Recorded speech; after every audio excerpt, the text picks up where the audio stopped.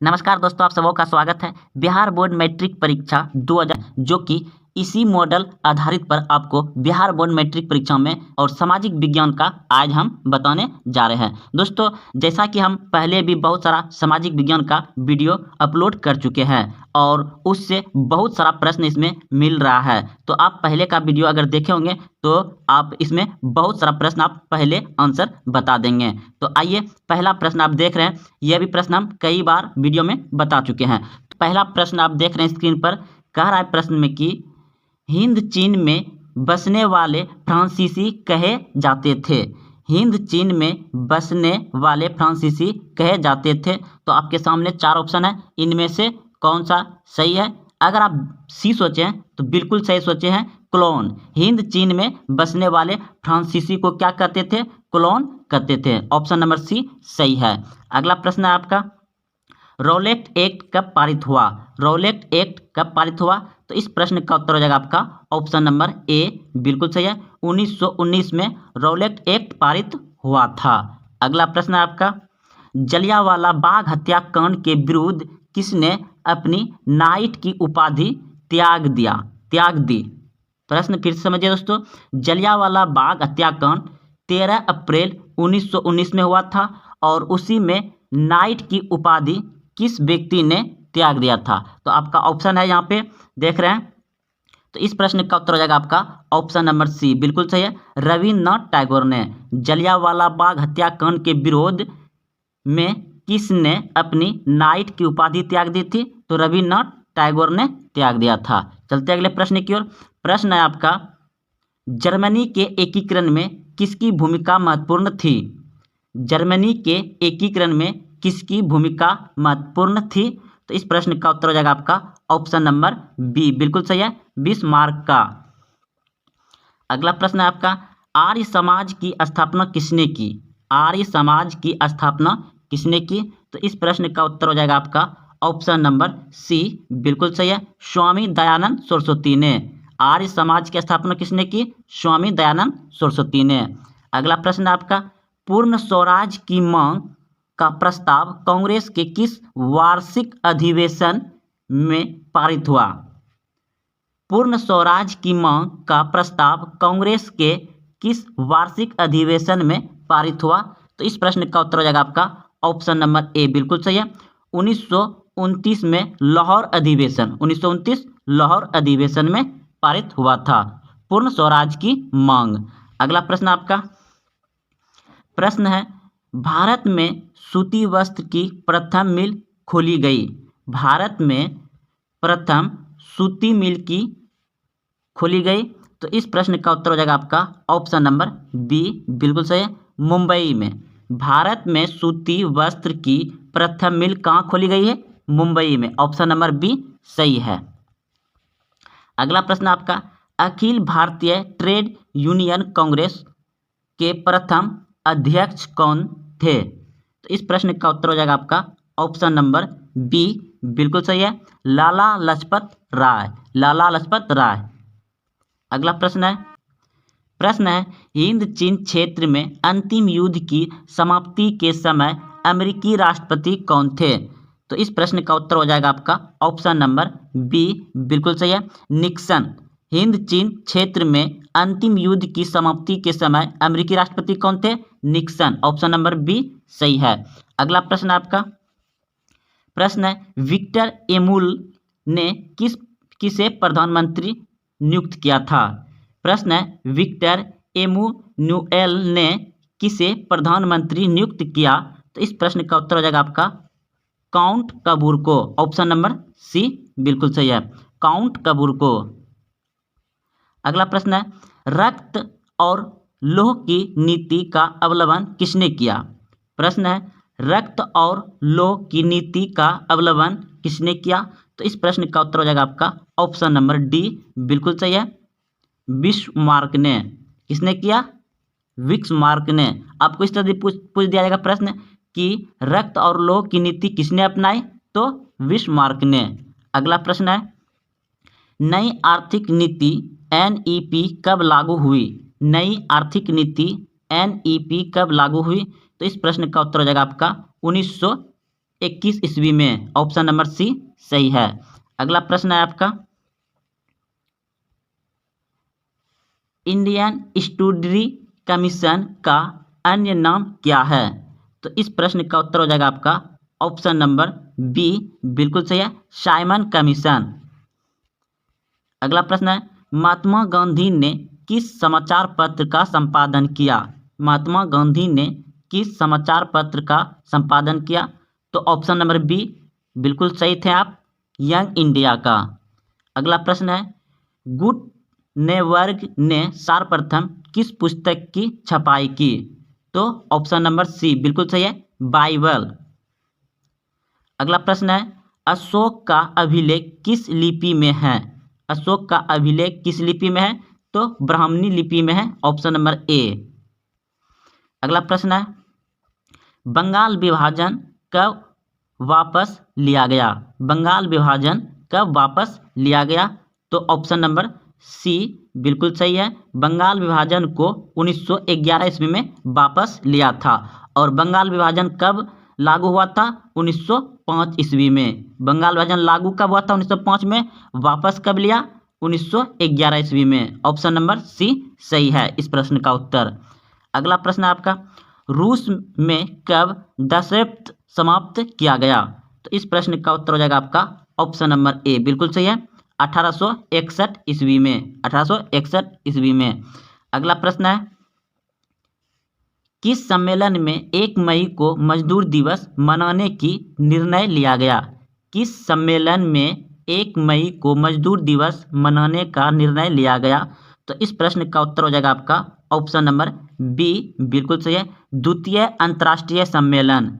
द्वितीय अंतर्राष्ट्रीय सम्मेलन, ऑप्शन नंबर बी सही है। अगला प्रश्न आपका, हो ची मिन की सरकार थी? तो इस प्रश्न का उत्तर हो जाएगा आपका ऑप्शन नंबर बी, बिल्कुल सही है, उत्तरी वियतनाम में। अगला प्रश्न आपका, वार एंड पीस किसने लिखी? वार एंड पीस किसने लिखी? तो इस प्रश्न का उत्तर हो जाएगा आपका ऑप्शन नंबर बी, बिल्कुल सही है, टॉलस्टॉय ने। अगला प्रश्न है, सोवियत संघ का विघटन हुआ था? सोवियत संघ का विघटन हुआ था? तो इस प्रश्न का उत्तर हो जाएगा आपका ऑप्शन नंबर ए, बिल्कुल सही है, 1991 में। सोवियत संघ का विघटन कब हुआ था? 1991 ईस्वी में। अगला प्रश्न है आपका, पटना को आजीमाबाद नाम किसने दिया? तो इस प्रश्न का उत्तर हो जाएगा अजीम उस शान। ऑप्शन नंबर बी सही है, पटना को आजीमाबाद नाम किसने दिया था? तो अजीम उस सन ने। ऑप्शन नंबर बी सही है। अगला प्रश्न है, पाटलिपुत्र नगर की स्थापना किसने की? पाटलिपुत्र नगर की स्थापना किसने की? तो अजातशत्रु ने। ऑप्शन नंबर सी सही है, पाटलिपुत्र की नगर की स्थापना किसने की थी? अजातशत्रु ने। अगला प्रश्न है आपका, भारत में राष्ट्रीय आय की गणना किस संस्था द्वारा की जाती है? भारत में राष्ट्रीय आय की गणना किस संस्था द्वारा की जाती है? तो इस प्रश्न का उत्तर हो जाएगा आपका ऑप्शन नंबर ए, बिल्कुल सही है, केंद्रीय सांख्यिकी संगठन। केंद्रीय सांख्यिकी संगठन के द्वारा भारत में राष्ट्रीय आय की गणना की जाती है। ऑप्शन नंबर ए सही है। अगला प्रश्न है आपका, योजना आयोग का गठन कब हुआ? योजना आयोग का गठन कब हुआ? तो इस प्रश्न का उत्तर हो जाएगा आपका ऑप्शन नंबर ए, बिल्कुल सही है, 15 मार्च 1950 को। 15 मार्च 1950 को योजना आयोग का गठन हुआ था। अब योजना आयोग के स्थान पर नीति आयोग लाया गया है और योजना आयोग का अध्यक्ष कौन होता है? प्रधानमंत्री। तो चलते अगले प्रश्न की ओर। प्रश्न है, उत्पादन के साधन पर निजी व्यक्तियों का स्वामित्व होता है? तो इस प्रश्न का उत्तर हो जाएगा आपका ऑप्शन नंबर बी, बिल्कुल सही है, पूंजीवादी अर्थव्यवस्था में उत्पादन के साधनों पर निजी व्यक्तियों का स्वामी कौन होता है? पूंजीवादी अर्थव्यवस्था में। पूंजीवादी अर्थव्यवस्था, ऑप्शन नंबर बी सही है। अगला प्रश्न आपका, गैस और बिजली उत्पादन किस क्षेत्र का अंग है? गैस और बिजली उत्पादन किस क्षेत्र का अंग है? तो द्वितीय क्षेत्र का अंग है। ऑप्शन नंबर बी सही है। अगला प्रश्न आपका, बांग्लादेश की मुद्रा क्या है? बांग्लादेश की मुद्रा क्या है? तो डाका, डाका। ऑप्शन नंबर बी सही है। बांग्लादेश की मुद्रा क्या है? डाका, ऑप्शन नंबर बी। अगला प्रश्न आपका, प्रोमोयूशन का संबंध किस देश से है? तो इस प्रश्न का उत्तर हो जाएगा आपका ऑप्शन नंबर सी, बांग्लादेश से। अगला प्रश्न है, प्राथमिक कृषि साख समिति कृषकों को किस प्रकार का ऋण प्रदान करती है? तो इस प्रश्न का उत्तर हो जाएगा आपका इनमें सभी, ऑप्शन नंबर डी सही है। अगला प्रश्न है, जवाहर रोजगार योजना किस वर्ष प्रारंभ हुई? जवाहर रोजगार योजना किस वर्ष प्रारंभ हुई? तो इस प्रश्न का उत्तर हो जाएगा आपका ऑप्शन नंबर सी, बिल्कुल सही है। 1989 ईस्वी में जवाहर रोजगार योजना किस वर्ष प्रारंभ हुई? 1989 ईस्वी में, ऑप्शन नंबर सी सही है। अगला प्रश्न आपका, मनरेगा में एक वर्ष में कितने दिन का रोजगार देने की गारंटी देती है? मनरेगा में एक वर्ष में कितने दिन का रोजगार देने की गारंटी दी जाती है? तो 100 दिन, ऑप्शन नंबर ए बिल्कुल सही है। 100 दिन देने की गारंटी देता है। अगला प्रश्न है, उपभोक्ता संरक्षण के लिए कितने राज्य आयोग है? उपभोक्ता संरक्षण के लिए कितने राज्य आयोग है? तो इस प्रश्न का उत्तर हो जाएगा आपका 35 राज्य, ऑप्शन नंबर बी सही है। अगला प्रश्न है, प्रोम पीसी महलनोबिस किस अध्यक्षता में किस समिति का गठन किया? तो इस प्रश्न का उत्तर हो जाएगा आपका राष्ट्रीय आय समिति, ऑप्शन नंबर ए सही है। अगला प्रश्न आपका, उपभोग व्यय और बचत का योग कहलाता है? तो इस प्रश्न का उत्तर हो जाएगा आपका ऑप्शन नंबर बी, बिल्कुल सही है, आय। अगला प्रश्न है, निम्न में कौन आर्थिक क्रिया का चक्रीय प्रवाह है? निम्न में कौन आर्थिक क्रिया का चक्रीय प्रवाह है? तो इस प्रश्न का उत्तर हो जाएगा आपका इनमें सभी, ऑप्शन नंबर डी सही है, उत्पादन व्यय आय, इनमें सभी, ऑप्शन नंबर डी सही है। अगला प्रश्न आपका, भारत में सर्वप्रथम राष्ट्रीय आय का अनुमान कब लगाया गया? भारत में सर्वप्रथम राष्ट्रीय आय का अनुमान कब लगाया गया? तो इस प्रश्न का उत्तर हो जाएगा आपका ऑप्शन नंबर बी, बिल्कुल सही है, 1868 ईस्वी में। और किसने लगाया था? दादा भाई नौरोजी ने लगाया था भारत में सर्वप्रथम आय का अनुमान। अगला प्रश्न है, निम्न में से कौन सहकारिता का मूलभूत तत्व नहीं है? तो इस प्रश्न का उत्तर हो जाएगा आपका ऑप्शन नंबर ए, बिल्कुल सही है, अनिवार्य सदस्यता, ऑप्शन नंबर ए सही है। अगला प्रश्न आपका, इनमें से कौन गैर आर्थिक आधारित संरचना है? तो इस प्रश्न का उत्तर हो जाएगा आपका ऑप्शन नंबर सी, बिल्कुल सही है, स्वास्थ्य।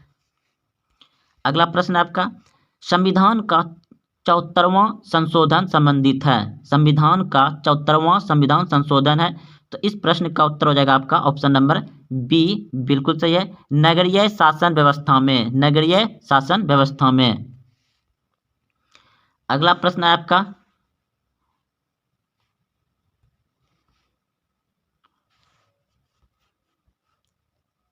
बिहार में एक नगर निगम में अधिकतम कितने वार्ड हो सकते हैं? बिहार में एक नगर निगम में अधिकतम कितने वार्ड हो सकते हैं? तो इस प्रश्न का उत्तर हो जाएगा आपका ऑप्शन नंबर डी, बिल्कुल सही है, बिहार में एक नगर निगम में कितने वार्ड हो सकते हैं? 75 हो सकते हैं। अगला प्रश्न आपका, चिपको आंदोलन संबंधित है? चिपको आंदोलन संबंधित है किससे? तो सुंदरलाल बहुगुणा से, ऑप्शन नंबर सी बिल्कुल सही है, चिपको आंदोलन किससे संबंधित है? सुंदरलाल बहुगुणा से। अगला प्रश्न आपका, नेपाल में सप्तादलीय संगठन क्यों किया गया? तो इस प्रश्न का उत्तर हो जाएगा आपका ऑप्शन नंबर ए, बिल्कुल सही है, लोकतंत्र की स्थापना हेतु। अगला प्रश्न है, बहुजन समाज पार्टी की स्थापना किसने की? बहुजन समाज पार्टी की स्थापना किसने की? तो इस प्रश्न का उत्तर होगा आपका ऑप्शन नंबर सी, बिल्कुल सही है, काशीराम। बहुजन समाज पार्टी की स्थापना किसने की? काशीराम। अगला प्रश्न आपका, दल बदल कानून लागू होता है? दल बदल कानून लागू होता है? तो इस प्रश्न का उत्तर हो जाएगा आपका ऑप्शन नंबर ए बिल्कुल सही है। संसदों एवं विधायकों पर संसदों एवं विधायकों पर दल बदल कानून लागू होता है। अगला प्रश्न है, झारखंड बिहार से कब विथक हुआ? यानी झारखंड बिहार से कब अलग हुआ? तो 15 नवंबर 2000 को झारखंड बिहार से अलग हो गया। अगला प्रश्न आपका ऑप्शन नंबर ए सही था। इनमें से कौन संघीय प्रणाली की विशेषता नहीं है? तो इस प्रश्न का उत्तर हो जाएगा आपका एक ही शासन व्यवस्था। इनमें से कौन संघीय प्रणाली की विशेषता नहीं है? तो एक ही शासन व्यवस्था, ऑप्शन नंबर बी सही है। अगला प्रश्न है, लोकसभा में चुने हुए सदस्यों की संख्या कितनी होती है? लोकसभा में चुने हुए सदस्यों की संख्या कितनी होती है? तो इस प्रश्न का उत्तर हो जाएगा आपका ऑप्शन नंबर बी बिल्कुल सही है, 543।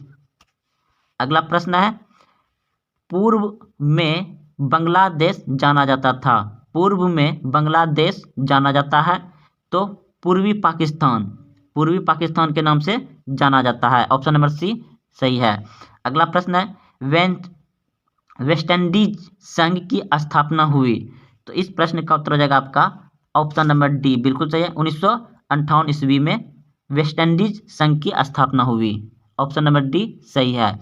अगला प्रश्न आपका, इंडिका के लेखक हैं। इंडिका के लेखक कौन है? तो आप सभी भी जानते हैं, ऑप्शन नंबर सी बिल्कुल सही है, मेगास्थनीज। अगला प्रश्न आपका, विश्व का सबसे बड़ा लोकतांत्रिक देश कौन है? विश्व का सबसे बड़ा लोकतांत्रिक देश कौन है? तो भारत, ऑप्शन नंबर बी सही है। अगला प्रश्न है, अंग सन सू की किस देश की नागरिक है? तो इस प्रश्न का उत्तर हो जाएगा आपका ऑप्शन नंबर सी बिल्कुल सही है, म्यांमार। अंग सन सू किस देश की नागरिक है? तो म्यांमार के नागरिक है। अगला प्रश्न है, क्षेत्रवाद की भावना का कुपरिमाण है। क्षेत्रवाद की भावना का कुपरिमाण है, तो इस प्रश्न का उत्तर हो जाएगा आपका ऑप्शन नंबर डी बिल्कुल सही है, अलगावाद। अगला प्रश्न आपका, दुधवा राष्ट्रीय उद्यान कहाँ है? दुधवा राष्ट्रीय उद्यान कहाँ है? तो उड़ीसा में है, ऑप्शन नंबर सी बिल्कुल सही है। अगला प्रश्न है, भारत की प्रथम राष्ट्रीय जल नीति कब अपनाई गई? भारत की प्रथम राष्ट्रीय जल नीति कब अपनाई गई? तो इस प्रश्न का उत्तर हो जाएगा आपका ऑप्शन नंबर बी बिल्कुल सही है, सितंबर 1987 को। अगला प्रश्न है, विश्व में सर्वाधिक वनावरण वाला देश है? तो विश्व में सर्वाधिक वन वाला देश है, तो इस प्रश्न का उत्तर हो जाएगा आपका रूस, ऑप्शन नंबर ए सही है। अगला प्रश्न है, किस मृदा में ह्यूमस की मात्रा नगण्य होती है, यानी कि कम होती है? तो इस प्रश्न का उत्तर हो जाएगा आपका ऑप्शन नंबर ए बिल्कुल सही है, लेटेराइट मृदा में। अगला प्रश्न आपका, भारत का सबसे बड़ा खनिज तेल उत्पादक क्षेत्र कौन है? भारत का सबसे बड़ा खनिज तेल उत्पादक क्षेत्र कौन है? तो इस प्रश्न का उत्तर हो जाएगा आपका ऑप्शन नंबर ए बिल्कुल सही है, डिगबोई, ऑप्शन नंबर ए सही है। अगला प्रश्न है, इनमें से कौन रोपण फसल है? इनमें से कौन रोपण फसल है? तो चाय को भी रोपा जाता है, रबर को भी रोपा जाता है, गन्ना को भी, और इनमें सभी हो जाएगा, ऑप्शन नंबर डी बिल्कुल सही है, इनमें सभी। अगला प्रश्न है, जीवन रेखा रेल कब चलाई गई थी? जीवन रेखा रेल कब चलाई गई थी? तो 1991 में, ऑप्शन नंबर बी सही है। अगला प्रश्न आपका, कांवर झील कहाँ है? तो बिहार के बेगूसराय में है। कांवर झील कहाँ है? बेगूसराय में, ऑप्शन नंबर सी बिल्कुल सही है। कांवर झील कहाँ है? बेगूसराय में, ऑप्शन नंबर सी बिल्कुल सही है। अगला प्रश्न है, किस राज्य में संयुक्त वन प्रबंध का पहला प्रस्ताव पारित किया गया? तो इस प्रश्न का उत्तर हो जाएगा आपका पश्चिम बंगाल में, ऑप्शन नंबर ए सही है। अगला प्रश्न आपका, इनमें से कौन अकार्बनिक खनिज है? इनमें से कौन अकार्बनिक खनिज है? तो इस प्रश्न का उत्तर हो जाएगा आपका ऑप्शन नंबर सी बिल्कुल सही है, अवरक अकार्बनिक खनिज है। अगला प्रश्न है, भारत में किस राज्य में सर्वाधिक मैंग्रोव वन है? तो मैंग्रोव वन है, तो इस प्रश्न का उत्तर हो जाएगा आपका ऑप्शन नंबर बी बिल्कुल सही है, पश्चिम बंगाल में, ऑप्शन नंबर बी सही है। अगला प्रश्न है, कौन कोयला घटिया किस्म का है? कौन कोयला घटिया किस्म का है? तो इस प्रश्न का उत्तर हो जाएगा आपका ऑप्शन नंबर डी, बिल्कुल सही है। पीट कोयला घटिया किस्म का होता है। अगला प्रश्न है, भारत में चाय की कृषि कहाँ शुरू हुई? भारत में चाय की खेती या कृषि कहाँ शुरू हुई? तो इस प्रश्न का उत्तर हो जाएगा ऑप्शन नंबर सी, बिल्कुल सही है, असम में। अगला प्रश्न आपका, पायराइट किस प्रकार का खनिज है? पायराइट किस प्रकार का खनिज है?